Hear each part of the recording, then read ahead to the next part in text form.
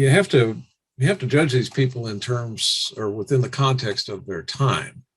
You can't apply, today's standards, and I think that's a tough thing for people to do. Franklin owned slaves. Well, yeah, everybody owned slaves. He wasn't an exceptional person in that way. He may have been exceptional later on when he, rejected the notion of slavery. But if you blame everybody for doing what most people in their time did, it becomes a tough standard. I thought it was interesting. The one thing that stood out for me was the fact that he planned his life. He was very, I guess I can relate to that because I'm a list maker, like many of us are. Here are the 10 things I'm going to do, and here's my to-do list for today, and so forth. But he did that on an unusual, yeah. Steve, I always noted with Paul, he carries a clipboard around all the time with a legal pad, and he's got things to do, and he's crossing them off as he goes through the day. So, do you collect all those notes, by the way? Do you save those all in a big pile? Okay, well, it's kind of a nice diary, but. The one listing that was intriguing to me, he made a list of 12 virtues. And I sent that to you as it's a challenge. So I want you to check off the things check off your faults as you go along. But I find that fascinating. And you read about like habits of successful people and things of that sort. I think that's one of them that you're thinking about your life, you're giving it some thought. You're not just letting it happen from day to day. And you're not following somebody else's to-do list. You create your own list. Yeah. And I carry on a discussion with my wife about it on a steady basis too. She has less of a list. She's not a list maker. Right. A little bit. She's a little for grocery shopping and stuff, but not, that's everybody to themselves, No. I try to feel like that allows me to, when I made a list and I have marked off some items off that list, and I feel like I can go back in and stretch out and watch a little football. gotta check a few off. Or whatever's on, Yeah. I don't have to go all the time. That's yeah. I would feel that I never got anything done then. You always had something to do. Steve, what about you? You a list man? Oh yeah, I've always had a lot of lists, but after watching, I watched both episodes of Franklin. By the time I got to the end, I felt like such a slacker. Yeah. Well, it is fascinating that obsession with self-improvement, and I think one of the things I did. Speaking of lists, I went online. I'm a little confused sometimes about the idea of the Enlightenment, and Franklin certainly was part of that period of time in the Enlightenment. And I went back and went to several websites and got a list of all of the writers and thinkers who are considered to be part of the Enlightenment. And I guess we start with Francis Bacon, and we work up to people born, certainly, ended by 1800. So we're within that 2-century period. But what do you think was the cause of that? That I don't get a clear idea. I know it occurred, but historically, what was the background against which the Enlightenment struck? Was it the Reformation and the world exploration, scientific discoveries? I guess was all those things. What impresses you about if I use the term Enlightenment, what's that mean to you, Steve? Well, I guess I think in terms of the science, it was the period in which they developed the scientific method and had many eye-opening discoveries in science. Franklin's understanding of electricity being one of them. And then I think philosophy tended to depart from theology. So that it was a rational, thinking, I think, therefore I am, approach to thinking about existence, as opposed to, well, we were created divinely, and this is just part of a big myth. Now they're thinking, well, what can we really tell using science in our own brains about what's going on? And like Franklin in part two, Paul, one of the things they pointed out, Franklin had a few comments on the Declaration of Independence, and one, but not very much. He thought, Jefferson did a good job. But one comment or little edit he made, whereas I think Jefferson had, we hold these truths to be given to us by divine, power, or something like that. And Franklin said, no, we hold these truths to be self-evident. And that's a good example of the rational way of application. Yeah. Also called the age of reason, which is the right. The outflow of that. And Paul, do you have any thoughts about that? Is that something? I always think that, for me, the resolution is all about kicking their way out of the Catholic Church. Mm-hmm. That was weird. And that was what was holding everything up. And these guys were smart enough. They were figuring out, they were trying to get out in the world, and they figured out that the Catholic Church not only was in the way, but would take a cut of the proceedings if they give them a big chance. So this was the whole thing, and these guys didn't like that very much. And so, but that was the beginning, and they were like, okay, we got to figure out how to do this. And Luther had freed them from the church in some ways. So, but of course, we're all so used to it happening. It happened, and it's like, oh yeah, okay, that happened. We don't stop and think, well, what actually drove these people to do that? Why did they do that? And how did they make that particular step? It's like the steam engine was the thing that began the whole industrial era. They figured out how to make power things with the steam. Wow, what a deal! And that was not something that was obvious. Watt was just playing with a kettle for all intents and purposes. He was just playing around with it. Look at this. Look at what happens if you pour the water and make it hot and put the lid down on it, and it goes bounce up and down. Could we do something with that? I mean, that was basically James Watt. And so when I was growing up, and of course in Catholic education, whenever Martin Luther was mentioned, it was always the Protestant Revolution, not Reformation. The Protestants referred to it as Reformation. Catholics called it the Revolution.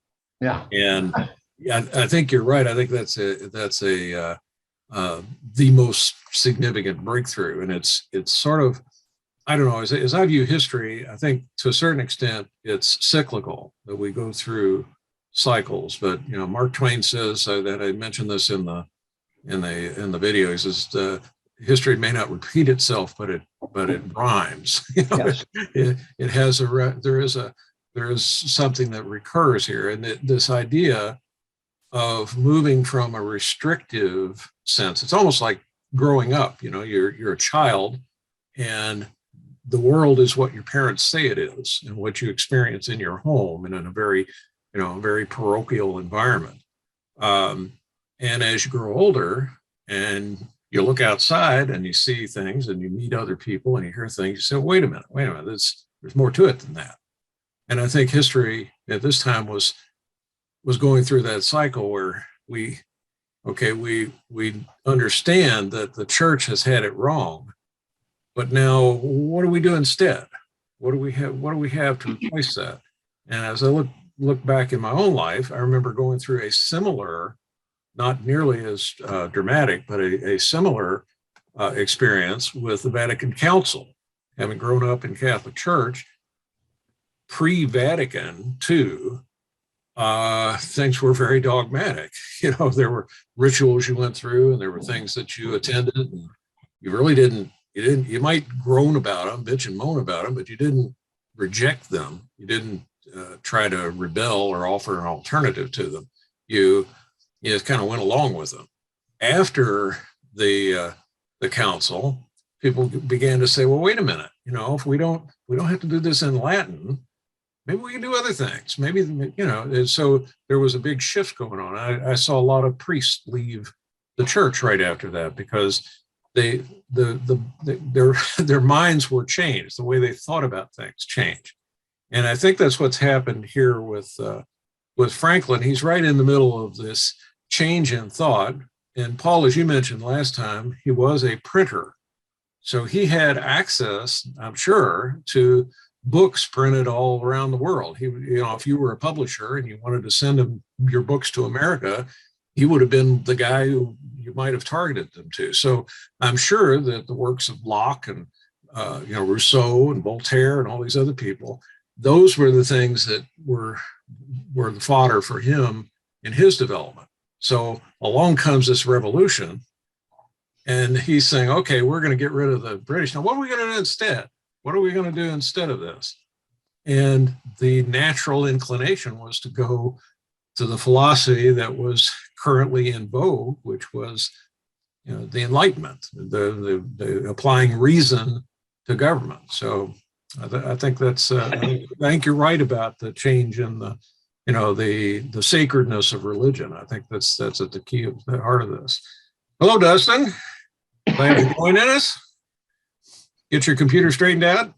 Yes. I love technical difficulties. Well, we were just talking about Ben Franklin. We were talking about the series, the Ken Burns film, but also about the phenomenon of Franklin and his life. And so I wore my Franklin glasses in honor of that. I hope you appreciate that.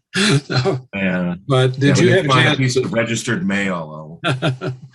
Did you have a chance to view Franklin? Yeah. Okay. Well, I was going to ask, what was your impression? What do you walk away from that with? What struck you about it?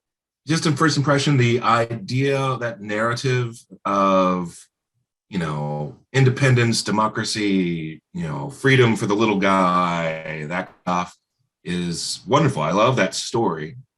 But it's, still a story. Mm-hmm.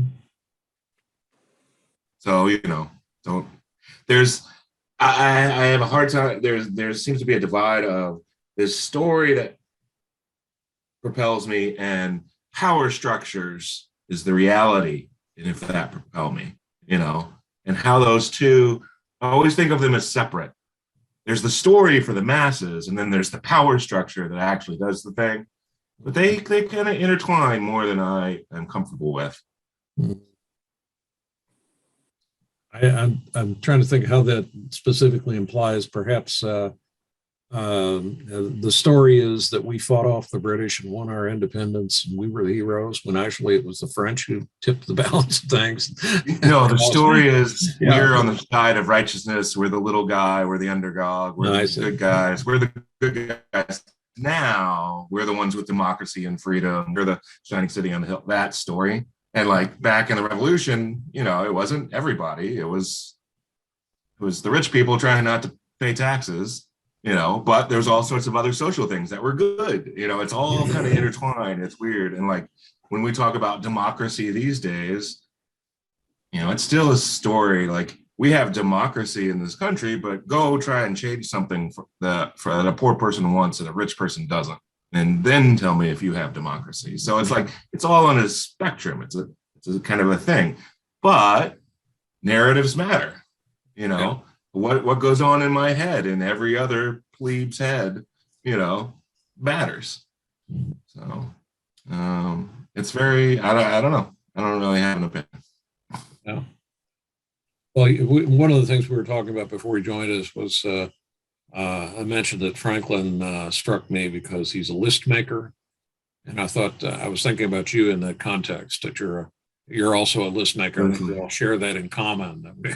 As we're thinking about problems, we immediately go to a pad or a spreadsheet or something, start making lists. Yeah. Well, I've got a question for Franklin. Of course, he's very big on the post office and the printing press and things like that was one of his gigs, right? Yeah, he was a media guy. Do you think, or have you heard, was he just trying to be the biggest publisher? Not like, kind of like that. Or like, was he afraid of other people doing to him what he was doing to the British? Like eventually he's going to get he's very interested on internal communications and post office and printing presses and things like that, right? Was he worried about, okay, we'll start our own country. Now let's worry the arts. You're going to be against us in a few years. You know, do we think about, does that make sense?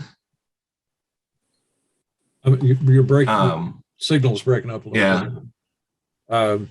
But was he? Did he ever mention about, did he establish a free press and then protect it against people like him? Interesting way of putting it. I don't know. I don't know enough of the history. I don't know anything about him trying to repress anyone's free speech. I think that would be out of character for him. But, you know, we mentioned the idea of slavery, that he eventually came out as an abolitionist, but prior to that, he owned slaves. So I'm sure, you know, I think one of the things, Steve, I think you mentioned this last time as a striking characteristic was the ability to change your mind, to be, you know, I've got new evidence here, or I've thought about this and I was wrong, and I'm going to, you know, change my point of view here. So I think perhaps Dustin, he may have done that he, you know, and I think we all have to be careful not to be hypocritical and apply things to other people that we wouldn't apply to ourselves, or try to take advantage of something in that way. But I don't recall anything specific in that with regard to the press or you know, free speech. But the questions I was asking, first of all, was what impressed you about Franklin, or about the video about Franklin. But the second question is, how does this apply to us? Why is this important now? Ken Burns and Mandy Patinkin mentioned some of these things in the brief interview that I recorded for you. But when you think about the phenomenon of this man who was so critical in the process of gaining independence and developing a new form of government, how does that apply to us now? What would he do? I guess you asked, what would Franklin do today? How would he view things today? Any thoughts on that, Paul? You got some? Well, how would he do that? Well, you know, that would be a tough question. I think that for me, what I was really thinking about here was was the fact that for us now, one thing that scares me more than anything else is the fact that we have given up on the post office. And we have a president did have a president who's been trying, in the Post-General General, he's trying to eliminate it, which I considered, you know, before the whole business with the internet happened, that would have been terrifying. Now it's not so scary because the internet is, you know, far faster than the physical email is, or mail is. But I mean, I still get my mail. Thank you, Ben. I mail stuff out for cheap. Thank you, Ben. And, you know, I want to see if I feel like if I could run across that guy Leroy, you know, I'd kick him in the nuts, you know, just to say, you need to learn something about your history here, buddy. But yeah, I think that Mr. Franklin would definitely be opposed to the British. Well, he did. That was the whole point. He argued against the Stamp Act, which was what a tax on mail for all intents and purposes. So, you know, yeah, what he did. He took steps that he could take to change people's minds and get the whole thing rolling in his direction, which he did. Mm-hmm. Yeah. Well, the notion of taxation, you know, the slogan of no taxation without representation, you know, that's echoed in the Tea Party of the last decade, that the Tea Party was taxed enough already, right? So it was the same idea, trying to convince people that paying tax is a positive thing is that's a difficult place to go, and yet, spending tax money for things that I want, that's not difficult at all. Steve, what are your thoughts about that? What strikes you as applicable now? Well, I thought his comments about the Constitutional Convention were apt. Basically, he was saying we got a bunch of people together, and they all came with their own opinions and prejudices and goals and self-interest, and we worked out a compromise, which of course has to be imperfect, and it's also an experiment because other people haven't tried this form of government before. So when the convention broke up, somebody asked Franklin, how did it turn out? Do we have a monarchy or a republic? And he said, well, we have a republic if we can hold on to it. Keep it down. I think that's where we are today. Yeah. I thought one thing was interesting in that was I hadn't encountered it before was the discussion of Indian tribe that had passed along a consensus building to make an argument work. And I hadn't really, I probably have seen that someplace, but didn't put it all together. And I put it all together again and thought, oh, okay, now I need to go check that out. I think it was actually a number of tribes who came together. It wasn't just one tribe. It was like 6 different tribes who worked out a consensus decision-making process. Yeah, that was interesting. The nations. They call it. Yeah. How did they make that work? I mean, regardless of, whether or not you want to apply any kind of prejudices to their skin color, how did they make that work as human beings? Which I know how hard that can be. Just with 4 or 5 people in a room, you might get 2 of them to agree, and to arrive at somebody says the word consensus, and then right away everybody goes, oh God, we'll never get anything done, and I think but the choices are limited when you consider what could be gotten done. And the point of that is, after all, part of the point of having a consensus to keep people, like they say, for example, Vladimir Putin, from doing what he would do if you gave him the opportunity. So, I mean, he claims to be had a democracy too, and got elected, and procedures now he's killing everybody that didn't agree with him. But back to real time. How do you do that? How do you make it work? I tend to think it has to do with the way you think about solving a problem, or the way you envision things. And Dustin, I don't know if this is along the same line of things you talked about before, but if you view your goal as to achieve an unachievable perfection that you've predetermined, in other words, you're a deist and you say, well, this God is perfect and my role is to try to go as close to perfect as I can, assuming that perfection exists and that you're striving to get to something that is already pre-existent, as opposed to I am striving to improve, knowing that I will never reach perfection, but I want to continue that form of improvement. That, in my mind, that's the difference in the philosophy of the traditional theological view and that of the Enlightenment or reason. That I don't assume that there's a God who's going to dictate things, and it's just my role to do what he says, and then I'll reach heaven where things are perfect. I didn't create him that way; he did. I'm just going to get there and go along with him, as opposed to I want to create the best society I can where I am, which I think was more akin to Franklin's view. Am I saying things that echo with you, Dustin, that when you're talking with about me? Yeah, when you're talking about. Well, I mean, I understand. I kind of it's a negative reaction to it. I forgot the words. It's the idea of creating a perfect society is a tough one. Perfection, the idea of perfection motivates people, but then they also close off part of their ears. and perfection itself can't be attained.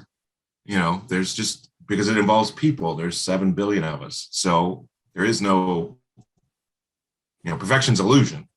But it is a motivation, but it can be a negative motivation too. So one of those twists of words, as Paul was, or as Steve was talking about the difference in the language that Franklin changed to the word inalienable. That these things are self-evident. That we have self-evident rights as opposed to God-given rights.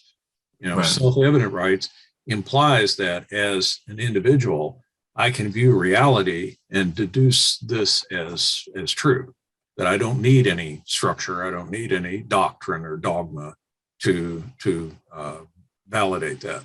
And in terms of perfection, they describe in the Declaration, they use the term in order to achieve a more perfect union. They don't say a perfect union, they say a more perfect union. And I don't think that word was thrown in there accidentally.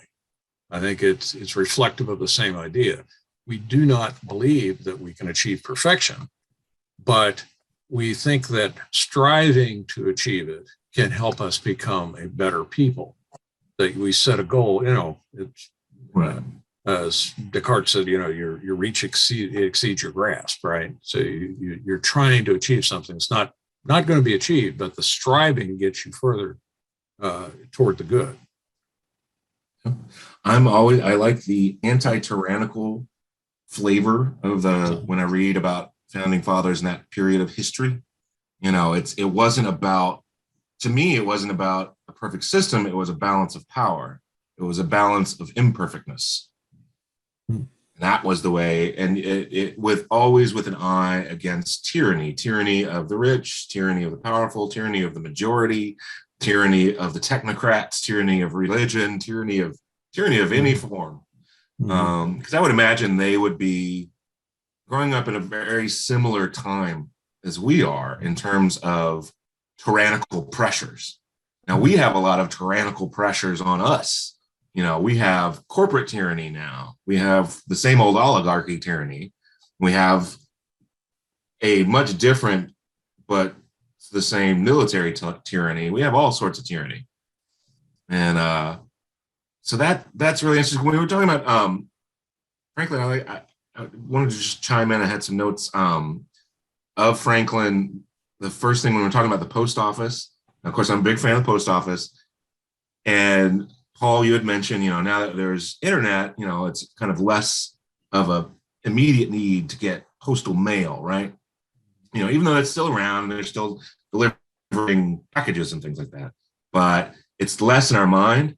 But now it's really in my mind because we can do, our corporations without government approval can turn off Russia's internet, which whatever.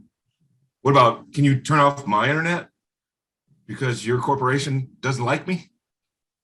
Yes, you can. Yes, you absolutely can. And that's a tyranny. So we need a public internet, just like a public run through the post office. Yeah. No, that's the real world today. I arrived at that same conclusion. I think from a different direction, but I think we should have a public. We should have, the post office should be in charge of the internet. It should be a public utility, and beyond that, everybody should have equal access to it. So, you shouldn't have to pay for it any more than a standard fee like you do with the post office. You shouldn't have to be exploited. And as with the post office, you provide service to rural areas, same way you do to urban areas, even though it costs the non-profitable places. You need internet too. It's in the public. Now, is anybody talking on the news, talking heads about, like, is anybody mentioning that? Like, oh wow, we could turn off a country. Do you want to talk about any ancillary things? Like, does anybody ever bring that up, or they just say, "Yeah, let's get Russia"? I don't hear a lot about that. Because I don't care about Russia. I care about them turning my chip off. implant. Yeah. And which is a lot closer to us. Like, you can turn off my internet, you can fuck with my bank account, you can do all sorts of things to minimize me. The best thing you can do is funnel me into a corner so I have freedom of speech, but it's just yelling into an empty hole in the ground. Yeah. Yell all you want to. The volume's off. Well, I do think that my bank account's a bit strange because I don't ever see the money. And all it is data someplace. And what happens if that data gets corrupted? Now I don't have any money. Yeah. It's kind of strange. Yeah. That goes right along with cryptocurrency, doesn't it? Yeah. I mean, I don't see my regular currency. They tell me the numbers and then I use those numbers to pay my bills and I never see it. Yeah. Well, if we were following the anti-tyranny message of Franklin, we would all start using cash. Yeah. Because one, it's much more personal than your wallet. You do different things than just flashing your card everywhere. And they don't get that information about you and they can't sell your information. And if you use cash, you're not giving, this was a big thing for me because I do credit card processing. And I'm like, you're just giving all these banks and credit card companies I hate, and I keep giving them money. I give them 5% of my annual income. Just like banking, the bank's too big to fail. Like, well, that's why I'm in a credit union, because screw those guys. So personal empowerment in terms of control and anti-tyranny, I think the left can learn a lot from the right on that topic. I think we share a lot more, but we don't allow ourselves to say, hey, I agree with this part. It's like, nope, you're a Nazi, go away. So yeah, that's I think that's a good point. When the Tea Party first started, my hope was that the Democrats would co-opt them. That they would say, yeah, we're with you. We don't want an unfair tax system. And here's how we do that. We tax the people who are getting away without paying taxes. That's how you do it. And the Democrats were too stupid to pick up on that, which allowed, the Republicans were there. They didn't like the Tea Party either, but they saw all these potential voters. They said, oh, sure, we'll tell them whatever they want to hear, so they'll vote for us. And the Democrats made it was the biggest mistake of the late 20th century when they did that. We should not be at odds with people who are speaking up for limited government and for freedom. We should be on that side. Another way to empower yourself is, it's old school and hokey. You find a small group, start with a group of 12, try to make it bigger, and any elected in any voting district you're in, that person has to speak to your group. If it's a 30-minute Zoom call, if it's a day on the farm, who knows? But you train, it's more about training you and yours to say, they need to come to me. It's about empowering yourself. It's not so much about being part of the Democratic machine or any of that crap. It's how do I get mine? And that is perfectly fine if you're doing it in a positive way. You can say, how do I get mine in a negative way? We all know how to do that. But yeah, force your representatives to come and talk to you. And right now it's a lot easier. So you just need numbers. So, a group of 12 will get a phone call from a local representative. And once you get one of them, the rest will wonder why and probably come around. Yeah. But on the left, we don't talk about personal empowerment. We talk about these perfect systems. And I'm finding I don't like that. We don't use the ones that work. We already know how to get hold of these guys and how to get them to get the women and how to get them to come around. I mean, it doesn't take a lot of effort to do that. You just got to be persistent and say, hey, come out. We've got, 10 people want to hear your position on these things that matter. Come out there and talk to you. I think we all know that, but I don't do it. So my group doesn't know it. We don't know it intrinsically. Yeah, well, I have that problem. I can't. My district is utterly Republican, and I would just be wasting my time trying to talk to them about what they. I mean, rolling fields. This is like where money is, and I'm not a guy that's going to come up and say, "Well, we need to tax those rich people." They'll throw me out on my ear. Well, a marketing trick, if you are a left person engaging with the right and finding some commonality, you'll be their token. And so you will have outsized power within their narrative. That's 20 years in the marketing department, Paul.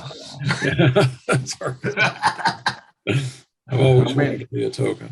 I'm not going to say it's fun. I'm just really, at the moment, just totally turned off by the fact that there's essentially no representation for Democrats to speak of in Kentucky. Yeah. I mean, it's just tiny little amounts, and I know of a couple of people who are pretty consistent. Black folks who are working the hardest because they've got the most to gain, and they think, and so, and otherwise, like where I'm at, I don't. If I went over and talked to my next door neighbor who is on the council of the little country club and said, "Well, Wayne, what do you think about this position?" I can pretty much predict what he's going to tell me because he's a well-to-do man. He's a nice fellow, I like him a lot, but he's not by any stretch of the imagination a Democrat, for God's sake. His wife might be a Democrat, and he might actually have a small touch of it because he has a Downs child, which complicates his life. And I mean, they have to, those of you who deal with Down's children know how that's a real problem. And I mean, just a lot of work to have to take care of them all the time. And we know our friend Bill does that.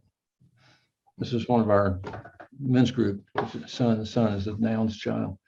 And so, this, but I don't.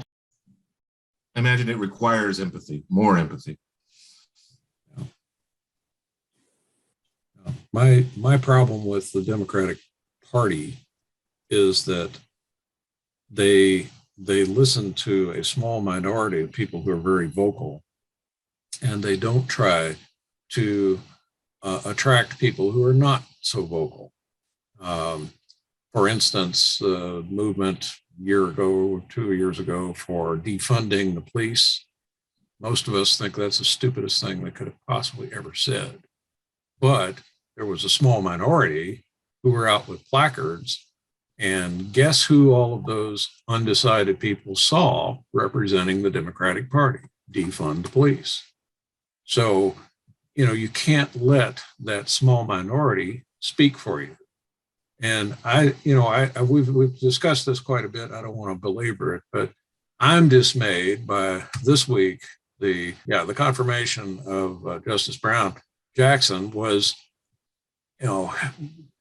we should say we have put in a really, truly great jurist. And this person has demonstrated their ability to apply the law fairly, and we hope that they will do that job well. But instead, all we hear is, well, she's the first Black woman. She's the first Black woman, Black woman, Black woman. That's all they say. Well, it's fine. We know who she is, but talk about the aspects that make her qualified for the job. Being a Black woman does not qualify you for the job in and of itself. But that's what we speak of. That's what Democrats talk about. Isn't it great that we finally got a Black woman in? I don't think it's great that we got a Black woman in. I think it's great we got a good jurist. The last few nominees have been less than that. And so I think, looking at somebody who's very well qualified who got into office, thumbs up, that's great. But we tend to focus on the things that will attract the attention of the lowest common denominator. And you may feel good for a while, but it's going to come back to kick any ass later. That makes sense to you, Dustin? You're looking at me with a... Oh, no, I'm reading some notes. That's the same problem of representation, no taxation without representation. What happens when people don't participate in their own representation? Yeah. And I think, again, I'm trying to get back to the narrative of self-empowerment is not a right-wing idea. There was a good news on the unionizing front. Amazon, certain factories, Amazon unionized, and I believe this is in New York. And it was really cool because the unionizers shunned any other big union boss movement or whatever, which do that because there's a union industrial complex too. There's always an industrial complex somewhere, and you got a lot of unions. And this is the same thing like with the Democratic Party, where you just have a lot of you got a lot of people like me who are consultants, and they're not evil.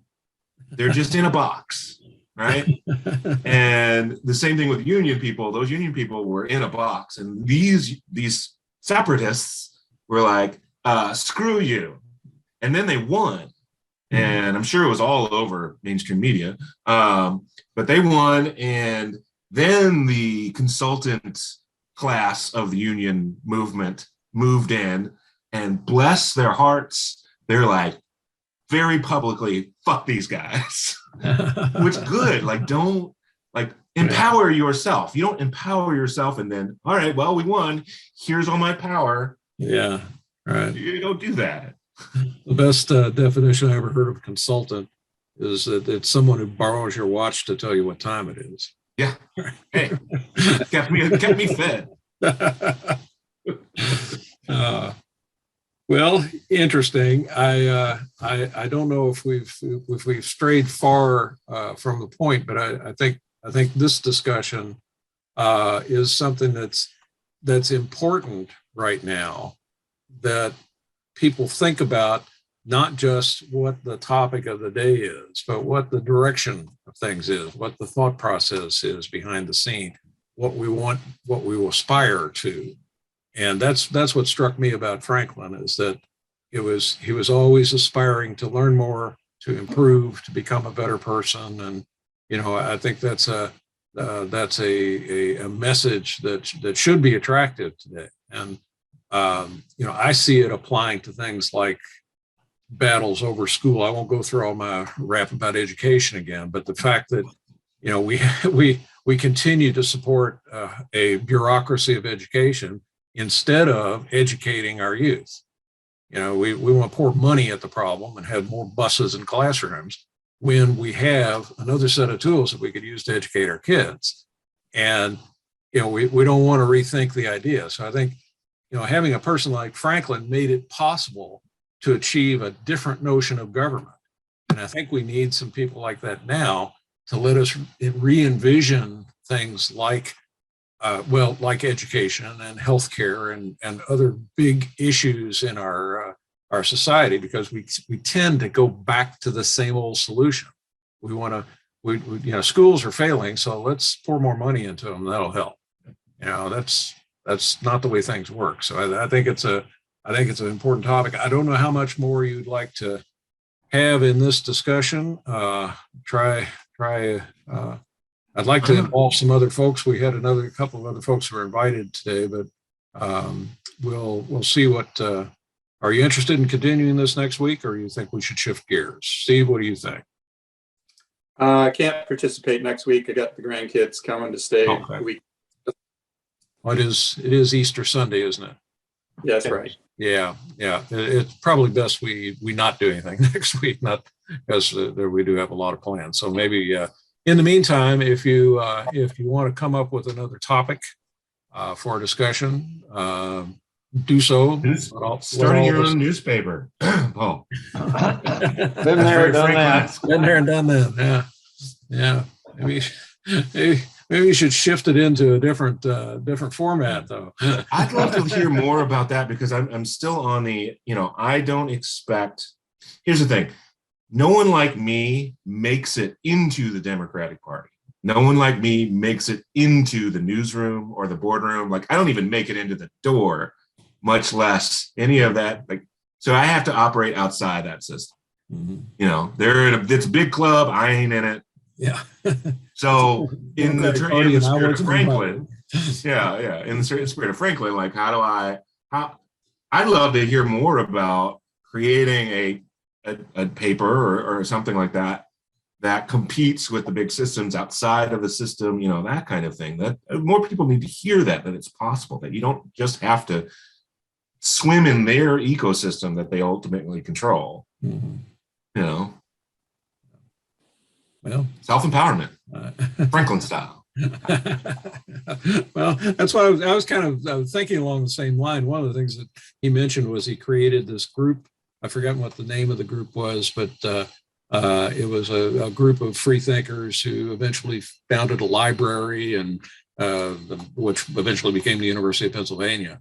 But he pulled people together who wanted to learn more, wanted to expand their minds, and I'd like to see a group that was focused on that, who might also, as you were saying, Dustin, make those leaders, political leaders, come and hear.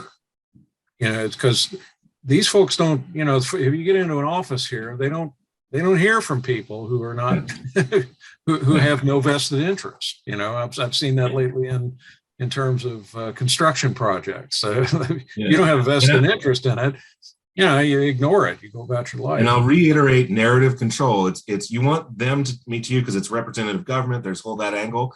But the bigger story is getting your friends to understand that they should demand empowerment. So it's not so much you want the representative in that action, but it's also you're controlling the narrative now.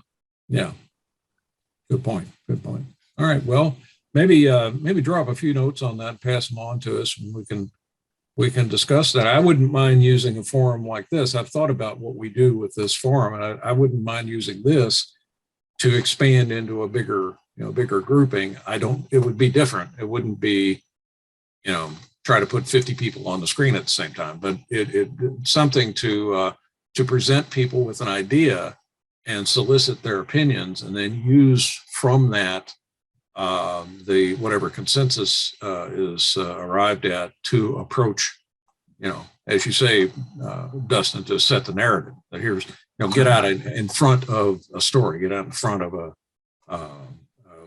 political issue. So, all right, well, we'll call it for the day. Steve, go ahead. Before we go, may I have a last word? Certainly. Thinking about Franklin's life. And in our little gathering here, I'm going to propose a toast, even though I know we don't have anything to sip right now.